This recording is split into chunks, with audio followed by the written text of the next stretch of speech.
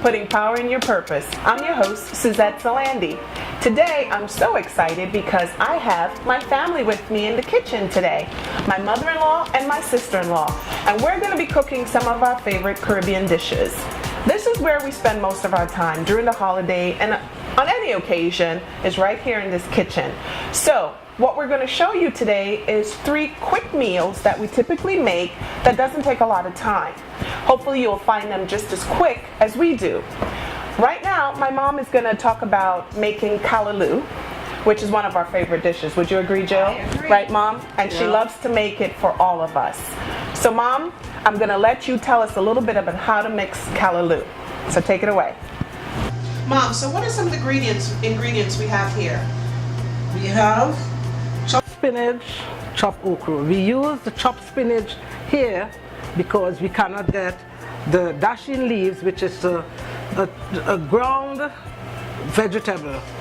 The leaves from a ground vegetable we call dasheen. Okay. That's what we use in The actual Trinidad and Tobago. Right. But up here we use spinach, chopped spinach instead of the dasheen leaves. Right. It's chopped spinach, cut okra, pumpkin, seasoning pepper, thyme, garlic, onion chopped, coconut milk, olive oil, perfect seasoning, ground black pepper, salt, and some water. So this is the method we use for making callaloo. Into the pot. Into the pot. And you put the chopped onion and garlic. Right. You saute that a little. Okay.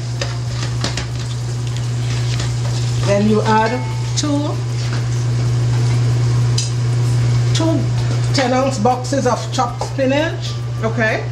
And 2 10-ounce boxes of cut okra.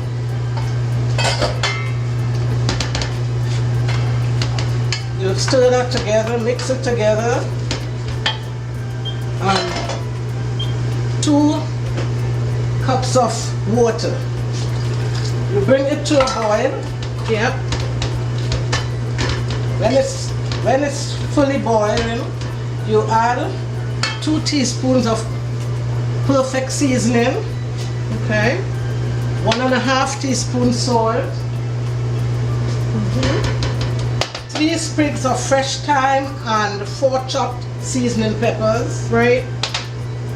1 cup of coconut milk. You can't forget the coconut milk.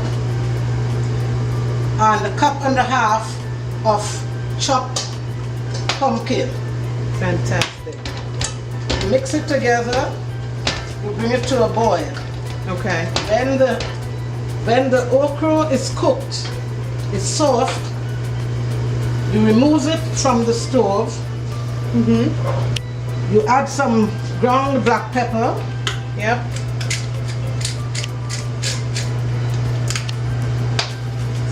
Then you remove it from the stove. Now you can add crabs with this, or salted pigtail, or salted beef. But now in these days, lots of people are not eating shellfish, they're not eating pork products, they're not eating red meat, so this anybody could eat. This is the finished product. Wow. This is how it is. And it smells very good. Before you swizzle, if you have crabs in it, or pigtail, or salt beef, you have to remove it. Okay. And then put it back to serve. We also put a hot green pepper, but you take it out before you swizzle it. Okay.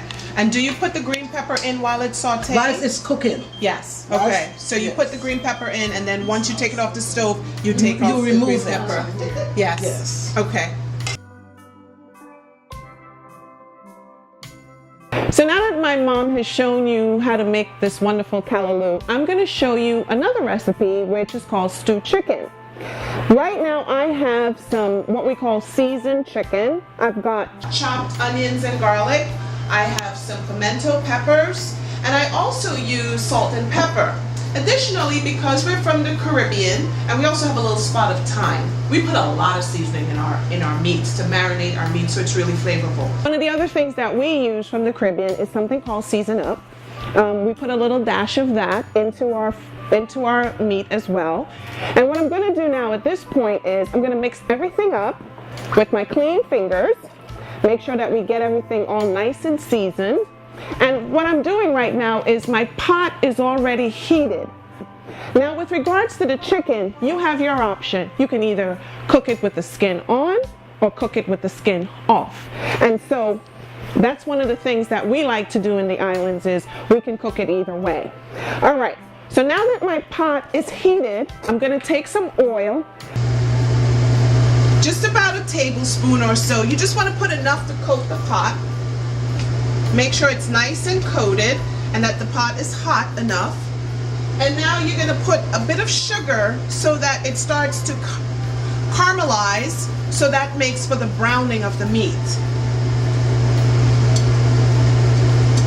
And again, that's about, I would say, half of a tablespoon. Just sprinkle it around the pot, and then what happens is the pot will start to caramelize, and that's when we're going to put our chicken in. This is what happens as the oil and the sugar start to caramelize. And then this is where you'll start to put the chicken in and start to stir. So I'm going to put my chicken in.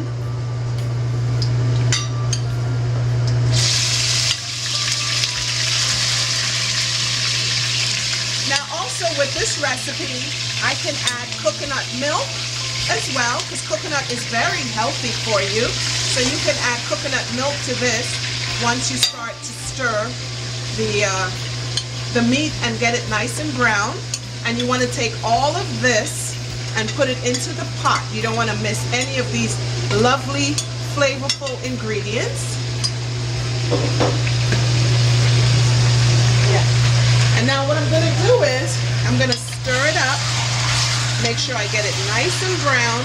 And oftentimes you can also add vegetables after your meat is finished stewing. You'll add water just to let it continue to simmer on a slow cook for probably about, depending on the amount of chicken, probably about 45 minutes to an hour, because you want to make sure that your chicken is well cooked and seasoned. Once it's done, this is basically what you would be looking at as your finished product when it comes to the stewed chicken. And again, you can add vegetables, you can add a little coconut milk. It's really quite tasty. And that's stewed chicken.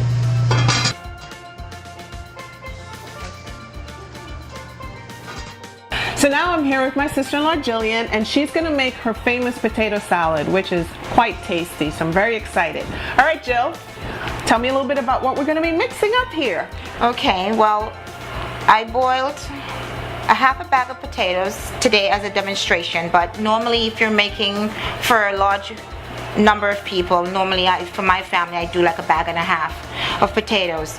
Now I don't like to stay in the kitchen too long, so what I do is I cut my potatoes before I boil them into chunks, into big chunks, and I put them to boil, and I probably boil it for maybe about 15-20 minutes. Right, while they're already chopped. While they're already chopped. Okay. So this cuts my process down a lot. Yeah. While it's boiling, I now go and I have my eggs also boiling on the side. Okay. And I boil 2 eggs.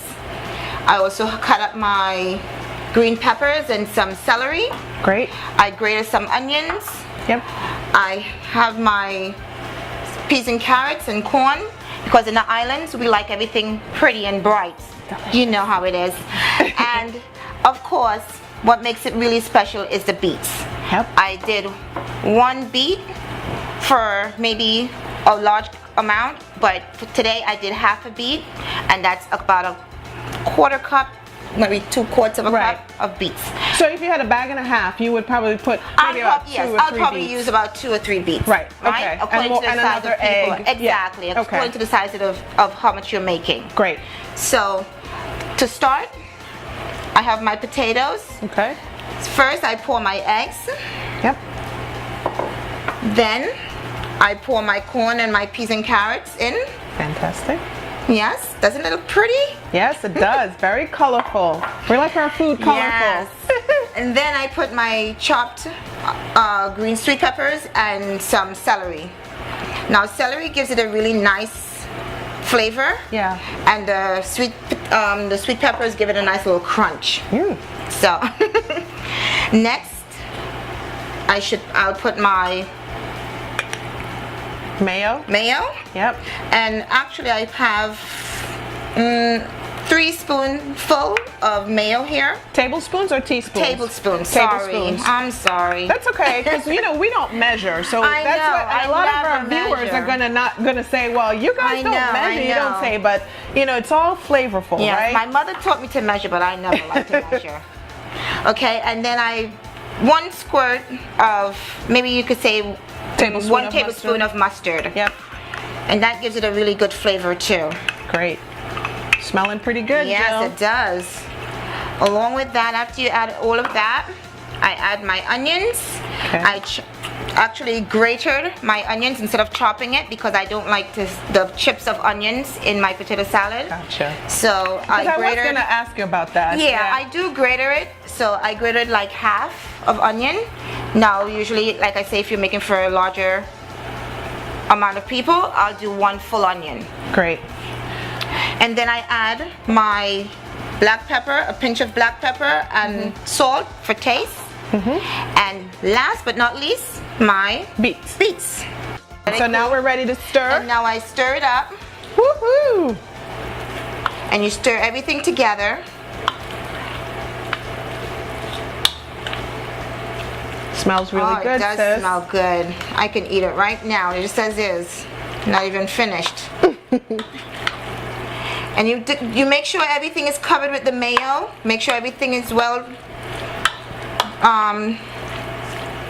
covered up and Toss stuff. it all yes, in. and tossed Yeah. up and yes. Gotcha. And what the beets do, the beets now change the color because Yeah. normally it'll, with the Smells mustard it gives pinkish you a color. little yellowish. Yeah. But now with the beets in it, it gives you a nice pinkish color. Yeah.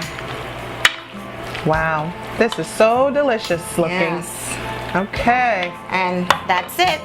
This is the finished product when you mix Wow. everything together. Now, how beautiful does that look? It's great. I'm sorry, but I can't resist. I have Go to ahead. taste it. I'm sorry, sis. Go ahead. Oh my gosh. Delicious. Yes. Oh, I'm gonna take the whole bowl with me. So this is our final segment to our recipe. Thank you for watching Putting Power in Your Purpose. I want to thank my mother-in-law and my sister-in-law, and from our family to yours, Merry Christmas, and have a wonderful 2015. Bye!